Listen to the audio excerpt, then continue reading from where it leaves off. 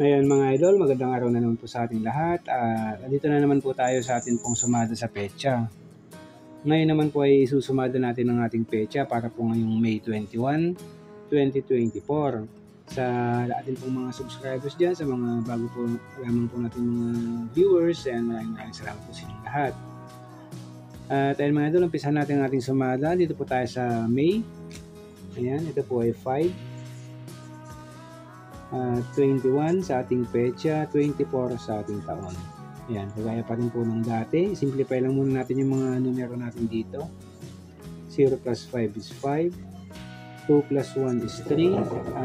2 plus 4 is 6. Ganun pa rin po sa bandang gitna. Add lang natin. 5 plus 3 is 8. 3 plus 6 is 9. Dito rin po sa bandang baba. 8 plus 9 is 17. Ito po yung ating unang numero. Meron tayong 17. At yung pangalawang numero natin o kapares nating numero, dito pa rin po yan sa bandang gitna. Combine pa rin po natin itong tatlong numero natin dito. 5 plus 3 plus 6 is 14.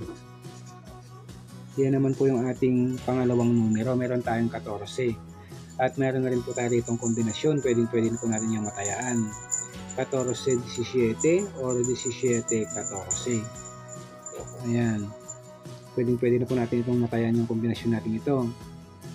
At dahil 2 digits po yung mga numero natin, 17 at saka 14, isi-simplify lang po muna natin yan bago natin sila isumada para mas madagdagan yung mga numerong pwede nating pagpilian.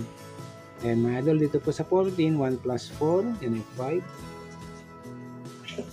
At dito sa 17 naman ay 1 plus 7 is 8. Yan po yung isusumada natin, 5 at saka 8.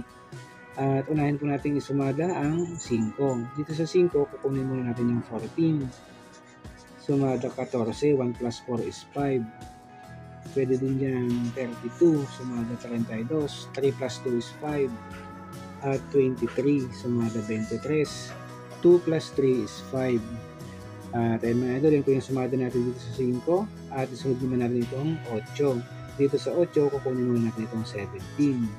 Sumada 17, 1 plus 7 is 8. Pwede rin dyan ng 26. Sumada 26. 2 plus 6 is 8. Pwede rin ang 35. Sumada 35. 3 plus 5 is 8.